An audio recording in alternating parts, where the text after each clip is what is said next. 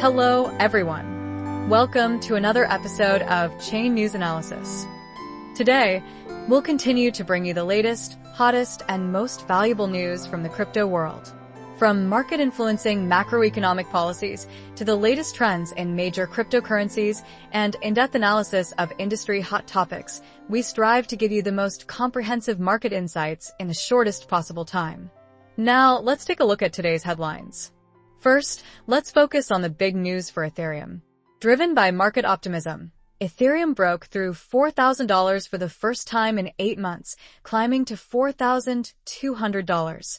This strong rally was partially attributed to the liquidation of $207 million in Ethereum short positions.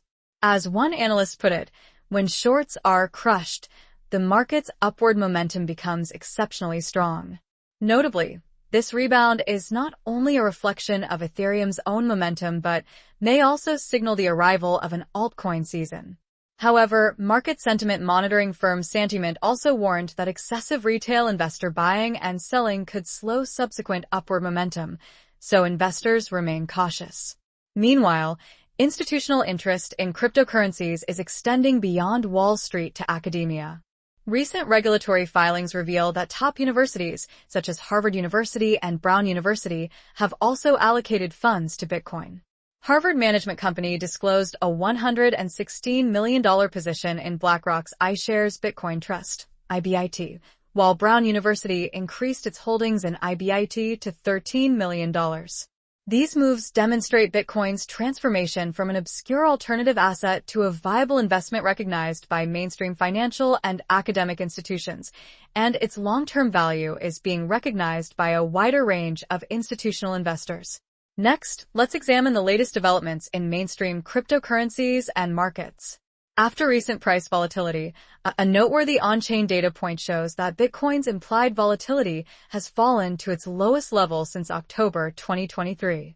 This suggests that options traders haven't yet rushed to hedge their risks, and the market is gradually mimicking the steady bull market pattern seen on Wall Street.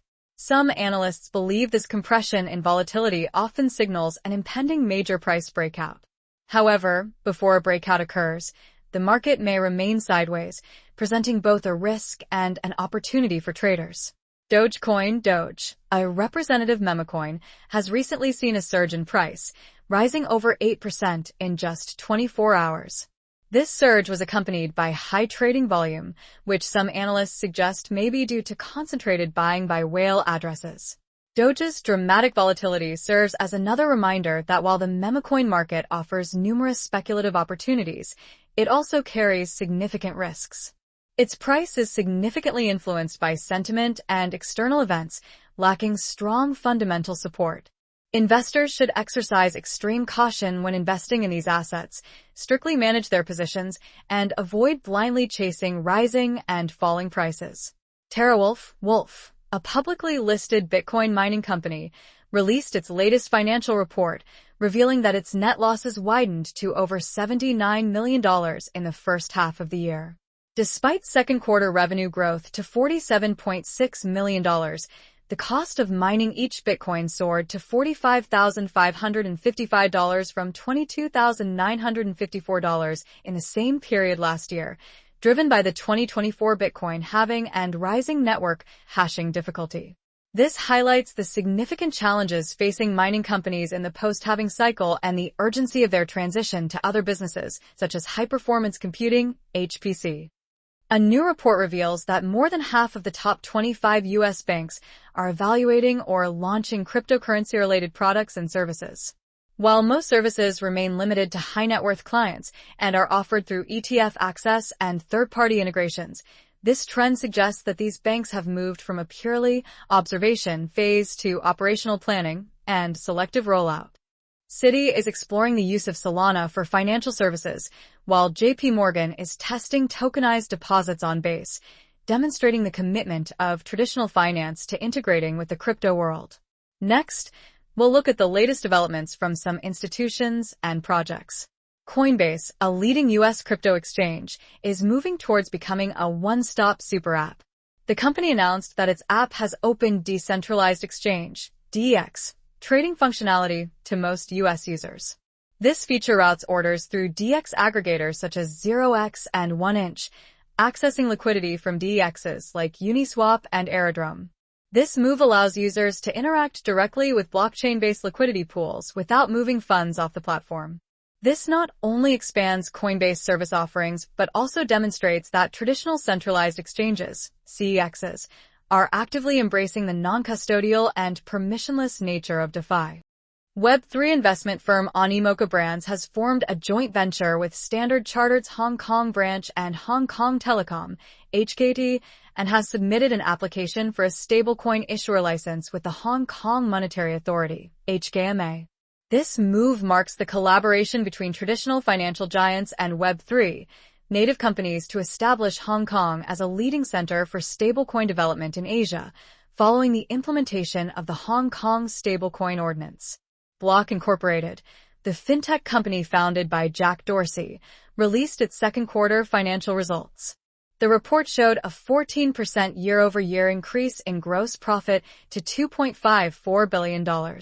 However, notably, due to a decline in the fair value of its Bitcoin holdings, the company recorded a $212 million loss on its Bitcoin investments during the same period, a stark contrast to a $70.12 million profit in the same period last year.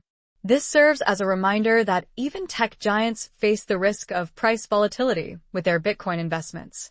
Amidst the tumultuous market, the Tron network is quietly becoming a cornerstone for global stablecoin transfers.